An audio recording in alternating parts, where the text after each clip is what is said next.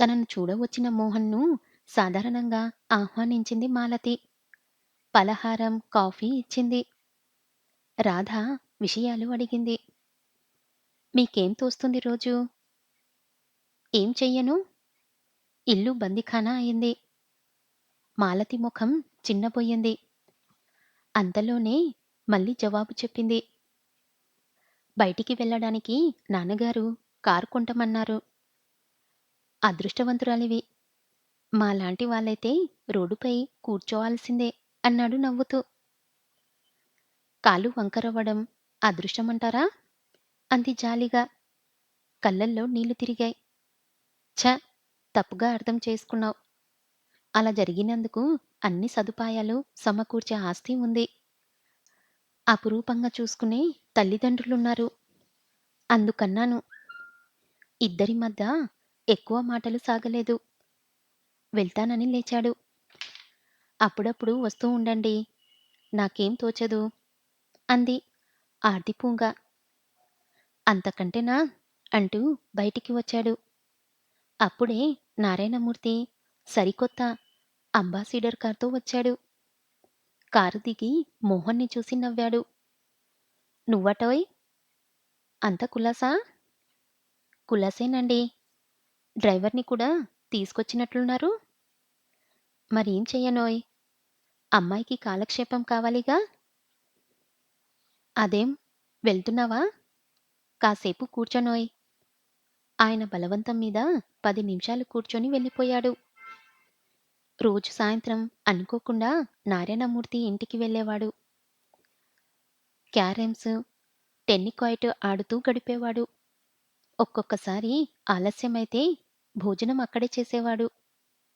మాలతి ఐశ్వర్యపు గాలలు వేసి బంధించేది. రాధ కనుదూయి లాక్కునేది తన వైపుకు. మోహన్‌కు రోజు వెళ్ళి మాలతిని చూడందే తోచేది కాదు.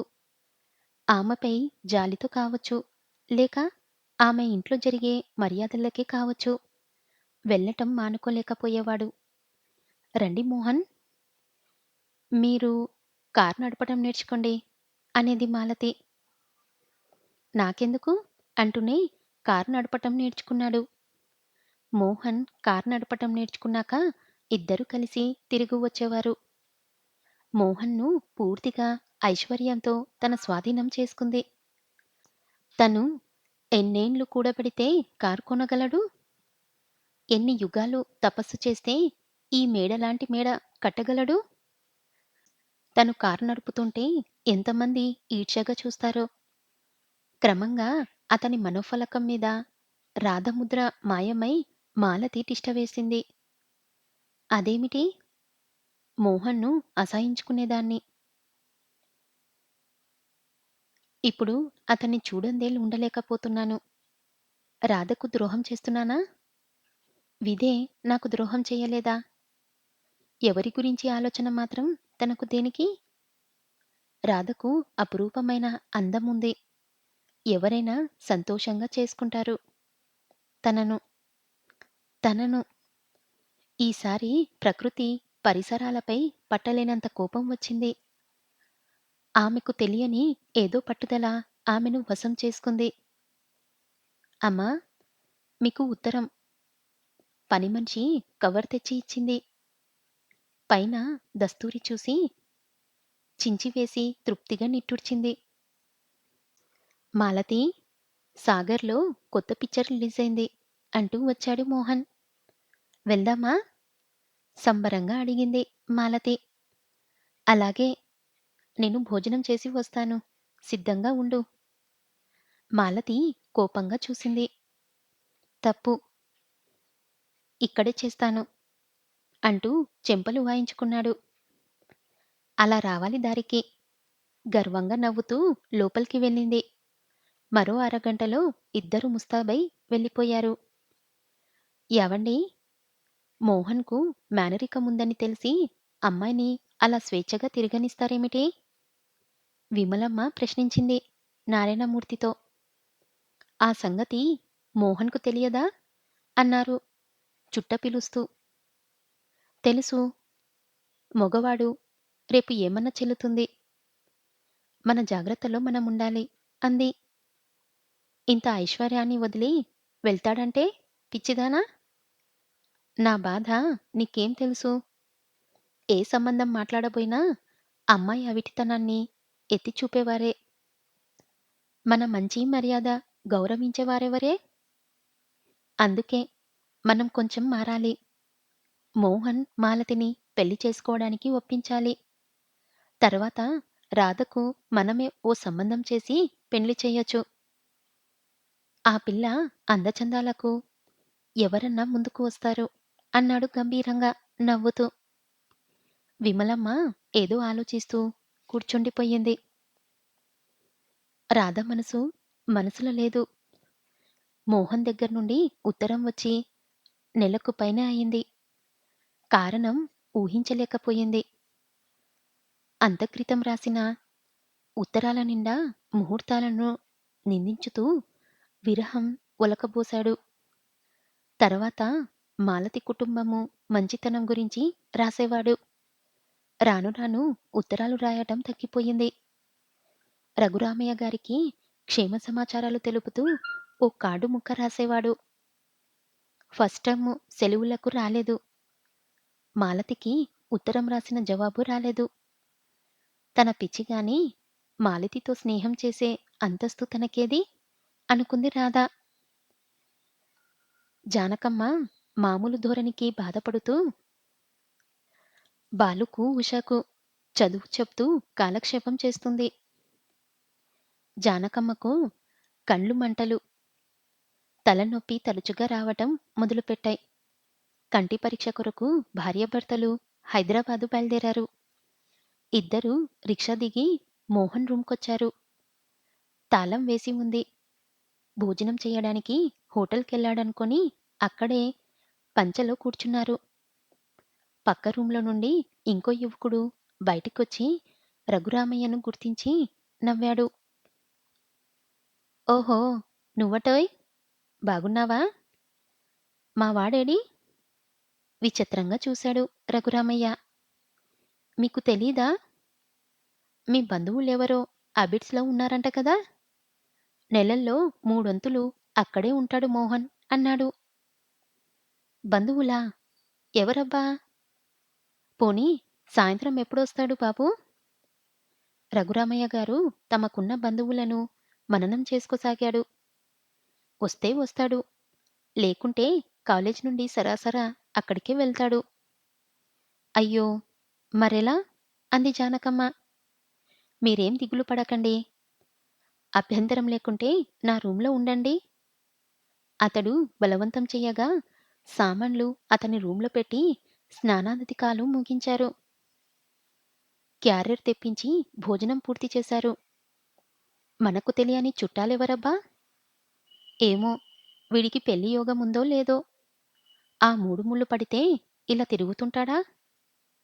అనగానే పెళ్లి అవుతుందా? స్నేహితుల దగ్గరికెళ్ళాడేమో! మీరలా అనకపోతే మరెలా అంటారు? రుసరుసలాడుతూ లేచిపోయింది జానకమ్మ. భార్యను కళ్ళ డాక్టర్ వద్ద చూపించాడు. జోడు రాశారు. అది తీసుకొని వచ్చేటప్పుడు మాలతి, నారాయణమూర్తి గుర్తుకొచ్చారు.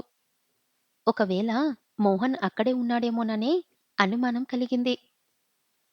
రాధ కాలునొప్పి అయినప్పుడు నారాయణమూర్తితో పరిచయం అయింది. వారిల్లు ఈ వీధిలోనే. వెళ్దామా? ఎందుకు లెద్దురు? గదికి వెళ్ళిపోదాం అంది విసురుగా. గదికెళ్ళి మాత్రం చేసేదేముంది? ఒకసారి నిన్ను తీసుకురమ్మని విమలమ్మ ఎప్పుడో చెప్పారు. ఏదో బీరకాయ పీచు, చుట్టరికం కూడా ఉందిలే. వారు వెళ్ళి ఓ రెండంతస్తుల భవనం ముందు ఆగారు. అప్పుడే ఓ అంబాసిడర్ కారు గేట్లో నుండి దూసుకొని పోయింది. స్టీరింగ్ ముందున్న మోహన్ని చూసి అమిత ఆశ్చర్యాన్ని లోనయ్యారు. ఇప్పుడు కార్లో వెళ్ళింది మన మోహన్ కదూ! ఆ పక్కనున్న అమ్మాయి ఎవరు? ఆతృతగా భర్తను ప్రశ్నించింది జానకమ్మ. ఆ అమ్మాయినే మాలతి. మోహన్ కారు నడపడం ఎప్పుడు నేర్చుకున్నాడప్పా? ఆలోచించసాగాడు రఘువయ్య. ఇంతలో నారాయణమూర్తి చేతికర్ర ఊపుకుంటూ బయటికి వచ్చాడు. వీరిని చూసి సంతోషంగా నమస్కరించాడు. మీరా? రండి రండి. అక్కగారనుకుంటాను. జానకమ్మ బిడియపడింది. అందరూ ఇంట్లోకి వెళ్లారు. ఇంటిని పరీక్షించడంలో లీనమైంది జానకమ్మ. అనేకమైన ఆలోచనలో కొట్టుమిట్టులాడుతుంది. రఘువయ్య మననం. విమలా! ఎక్కడున్నావు? మన మోహన్ తల్లిదండ్రులు వచ్చారు అని కేక వేశాడు. విమలమ్మ బయటికి వచ్చి దంపతులను గౌరవంగా పలకరించింది. మీరు వస్తున్నట్లు అబ్బాయి మాట వరుసకు కూడా అనలేదేమిటి? అందావిడ. మోహన్ అన్నీ మాకు చెప్పిగాని చెయ్యడు అని ధోరణిలో. వాడికి రాయకుండానే వచ్చేశాంలేండి. మా ఆవిడ కళ్ళ డాక్టరుకు చూపించాలని. కళ్ళకేమిటండి? డాక్టర్ దగ్గరకు వెళ్లి వచ్చారా? అంటూ అదూర్ధంగా వివరాలు తెలుసుకున్నారు. వారి ఆదరణలో ఏదో అపశృతి గోచరించింది ఆయనకు. జానకమ్మ మాత్రం అందాల మెక్కినట్టు సంతోషిస్తుంది. అంతా మౌనంగా కూర్చున్నారేమిటి? రాధ బావుందా? అన్నాడు నారాయణమూర్తి. ఆ! అన్నట్లు మర్చిపోయాను. మాలతి కాలుకుంటి పోయిందా? విమలమ్మ నారాయణమూర్తుల వదనం వాడినట్లయింది. ఎంత డబ్బు ఖర్చు చేసినా ప్రయోజనం లేకపోయింది. ఇక లాభం లేదని ఊరుకున్నాను. దానికోసమే ప్రత్యేకంగా కారు కొన్నాము అన్నాడు సగర్వంగా. మన మోహన్ కూడా కారు నడపడం నేర్చుకున్నాడు. ఇంత క్రితమే ఏదో కొనాలని ఇద్దరూ బజార్కెళ్లారు. రఘువయ్య అనుమానాలకు ఒక స్వరూపం ఏర్పడింది. అతడు ముళ్ళ మీద కూర్చున్నట్టే కూర్చున్నాడు. జానకమ్మ లోపలికెళ్ళి ముచ్చట్లు సాగించింది. అబ్బాయి రాగానే గదికి రమ్మనండి. ఇక మేము సెలవు తీసుకుంటాం. లేవబోయాడు. మన ఇల్లు ఉండగా గదికెళ్ళడం దేనికి? భోజనాలు చేసి వెళ్దురుగాని. ఈ లోపల మోహన్ రావచ్చు. నారాయణమూర్తి బలవంతం చేస్తే ఉండక తప్పలేదు. భోజనానంతరం లేచిన రఘువయ్యను మాటల్లోనే ఆపింది జానకమ్మ. అక్కడికెళ్ళి మాత్రం ఏం చెయ్యాలి కనుక? అబ్బాయి వచ్చాక వెళ్దాంలేండి. అంత పెద్ద మనుషులు తనలాంటి బీదదాన్ని గౌరవిస్తున్నారంటే తన కుమార్ని ప్రయోజకత్వమేనని మురిసిపోయింది. పిచ్చిపాటి మాట్లాడుతూ కూర్చున్నారు. నాన్నా! అంటూ సంబరంగా ముందుకు వచ్చింది మాలతి. వెనకాలే మోహన్ వచ్చాడు. మునుపటి మోహన్ కాదు. వేషంలో హుందాతనం ఉట్టిపడుతుంది. రఘువయ్యను గుర్తించింది. మాలతి చిరునవ్వుతో నమస్కరించింది. క్షేమమా తల్లీ? అంటూ ఆప్యాయంగా పలకరించారు. మీరెప్పుడొచ్చారు నాన్నా? అమ్మ కూడా వచ్చిందే. సంతోషంగా పలకరించబోయిన ఆ కంఠంలో స్వాభికత లోపించింది. సెలవులకు ఇంటికి రాకూడదా మోహన్? ఇక్కడే పని ఉంటే ఆగిపోయానమ్మా. పని చేసుకోవద్దనమ్మా? నిన్ను చూడాలనే తాపత్రయం తప్ప? అది సరే.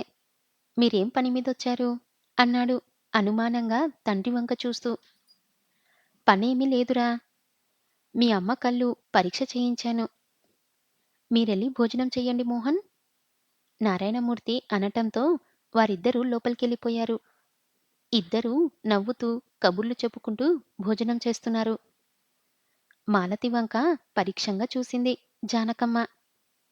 చిన్న కళ్ళు, చిన్న నుదురు తప్పిస్తే బాగుంటుంది అనుకుంది. నడకలో కుంటితనం గుర్తొచ్చి కలవరపడసాగింది. ఈ సంపద ముందు ఆ కుంటి ఎంత?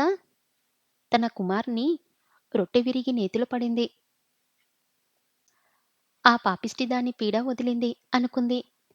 ఆమె సంతోషానికి రెట్టింపు రఘురామయ్య గారు బాధపడ్డారు జరిగే విషయాలు చూస్తూ. మాలతిని మోహన్‌కు ఇస్తామని స్పష్టంగా చెప్పలేదు కానీ, వారి ప్రతి మాటలో, చేష్టల్లో ఆ అర్థం వచ్చేటట్లు ప్రవర్తించారు. విమలమ్మ కూతురి నగలన్నీ జానకమ్మకు చూపించింది. మాట వరుసకు చెప్పినట్టు ఆస్తి వివరాలు చెప్పింది. జానకమ్మ మౌనంగా వింది. బయటపడలేదు. మగ పెళ్లివారి దర్పం చూపించసాగింది. ఏదో పిల్లకు కాస్త వంక ఉందని కానీ, పిల్లవాడు పేదవాడైనా సరే, 4 అక్షరాలు వస్తే చాలు. అమ్మాయినిచ్చి పెళ్లి చెయ్యాలని మీ అన్నగారి సంకల్పం. ఓహో! అమ్మాయికేమో మోహన్‌పై మనసున్నట్టుంది.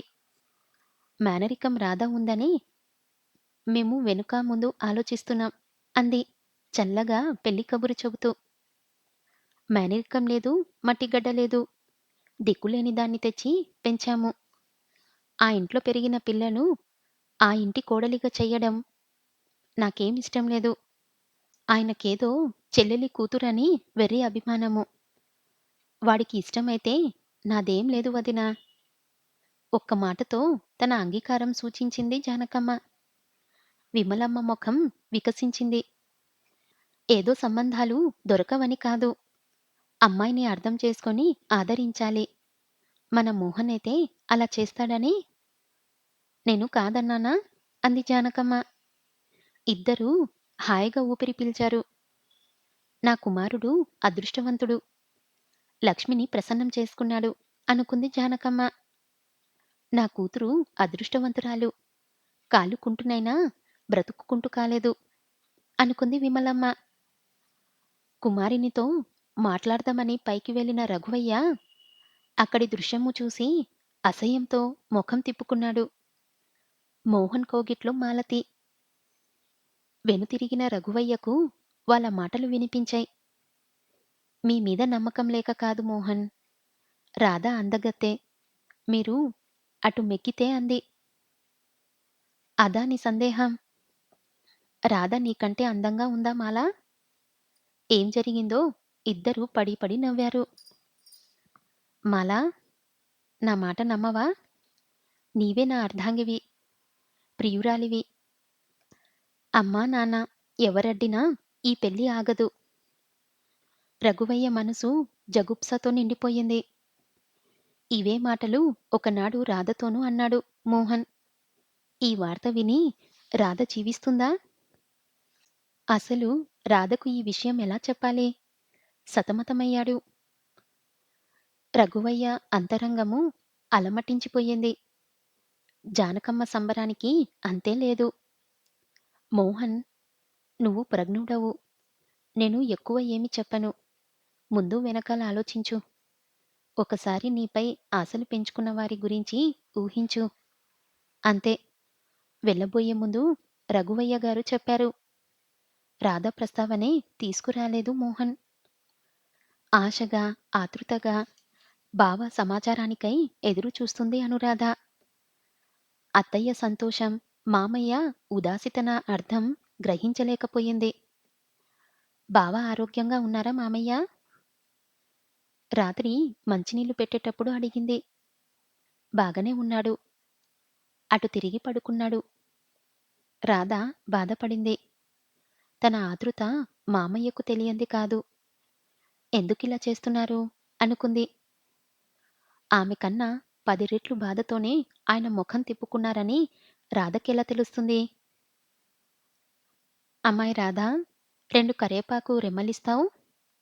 పక్కింటి పిన్నిగారు వచ్చారు. రాధ కరేపాకు తెచ్చి ఇచ్చింది. మీ అత్తయ్య లేదా? కరణం గారింటికి వెళ్ళింది పిన్ని. పని ఉంటే చెప్పండి. ఓహో! కుమారుణ్ణి అదృష్టం ఊరంతా చాటిందే నిద్రపోదేమోనే. మీ అత్తయ్య? అయ్యో సంబడం. ముక్కున వేలేసుకుంది. ఏమిటో కొంచెం వివరంగా చెప్పు పిన్నీ. సరి. నీ దాకా రానేలేదా? మీ బావకు లక్షాధికార్ల సంబంధం కుదిరింటట. ఒక్కతే కూతురట. మీ మామయ్య చెప్పలేదేమిటి పిల్లా? మా బావకేనా పిన్నీ? మీరు సరిగ్గా విన్నారా? నాకు చెవుడు రాలేదే అమ్మాయ్. మీ అత్తయ్యే స్వయంగా చెప్పింది అని వెళ్ళిపోయింది. అత్తకిదేం కొత్త కాదు. ఏ చుట్టాలింటికెళ్ళినా, తెలిసిన వాళ్ళ ఇంటికి వెళ్ళినా కుమారునికి సంబంధం మాట్లాడి వస్తుంది. కానీ మామయ్య ఏమిటో ఆలోచిస్తూ ఉదాసీనంగా ఉంటారు. బావ ఉత్తరాలు రాయకపోవడానికి కారణం మామయ్యను అడిగి తెలుసుకోవాలనుకుంది. అది ఇంట్లో కుదరని పని. అత్తగారు చూసిందంటే అర్థం లేని రాద్ధాంతం జరుగుతుంది. సాయంత్రం గుడికి వెళ్తానని చెప్పి పొలం వెళ్ళింది రాధ. ఆ వెళ్ళేటప్పుడు రాధ రావటం చూసి రఘువయ్య గారు ఆశ్చర్యపోయారు. "ఏం కావాలి తల్లీ? కూరగాయలా?" "కూరగాయలకు రాలేదు. మీతో మాట్లాడాలని." రఘువయ్య వచ్చి అక్కడే దిబ్బ మీద కూర్చున్నాడు. పక్కనే రాధ కూర్చుంది. "మామయ్య, బావ గురించి నాకు బాగా ఆందోళనగా ఉంది." "పిచ్చి తల్లీ, అతనికేం నిక్షేపంగా ఉన్నాడు. నిర్లిప్తంగా ఉన్నాడు." "అది కాదు మామయ్య, నాకు ఉత్తరాలు రాయటం లేదు. అత్తయ్య ఏమో." "అత్తయ్య ఏమన్నా చెప్పిందా?" "ఏం చెప్పలేదు నాతో. అందరితో ఏమేమో చెప్పింది. మీరేం చెప్పటం లేదు." "ఏం దాచకండి మామయ్య." "ఏం చెప్పను తల్లీ. వాడు చాలా మారిపోయాడు. పెళ్లి చేసుకునే ప్రయత్నంలో ఉన్నాడు." "నిజమా మామయ్య?" "అమ్మాయి ఎవరు?" జాలిగా ప్రశ్నించింది. "స్పష్టంగా తెలవదు కానీ మాలతి అనుకుంటాను." "మాలతా?" "అవునమ్మా. ఆ అమ్మాయితో వీడు కార్‌లో ఊరేగడం, వాళ్ళు కలిసి తిరగడం చూస్తే మండిపోయింది." "మరి మాలతి తల్లిదండ్రులు ఒప్పుకున్నారా?" "ఎంత వెర్రిదానవమ్మా! వాళ్ళ ఇష్టం లేనిదే వీడితో అంత స్వేచ్ఛగా తిరగనిస్తారా?" ఒకప్పుడు బావ అందచందాల గురించి విమర్శించింది మాలతి. కావచ్చు. అప్పటి పరిస్థితులు వేరు. తను అవిటిదని తెలియదు. ఇల్లరికముండెద్దామని లెవరుంటారు? మన దద్దమ్మను పెట్టారు. పొరబడుతున్నావేమో మామయ్య! స్నేహంగా తిరిగినంత మాత్రాన వారు పెళ్లి చేసుకుంటారని ఎలా అనుకున్నారు? రఘువయ్య హృదయం ద్రవించింది. రాధను అక్కున చేర్చుకున్నాడు. గొర్రె కసాయివాడ్నే నమ్ముతుందంట. ఏది ఏమైనా వాడిపై ఆశలు వదులుకోవాలి. ధనం వాడి కళ్ళల్లో పొరలు కప్పింది. వాడికి తోడు మీ అత్తెకైతే మేనకోడలి తల మీమిరాడు. రాధ కళ్ళు నీటితో నిండిపోయాయి. బావను మర్చిపోవడం మామయ్య చెప్పినంత తేలిక.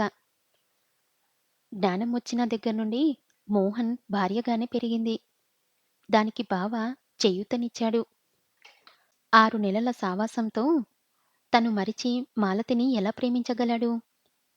మాలతి ఎలా అంగీకరించింది? తమ విషయం తెలుసుగా.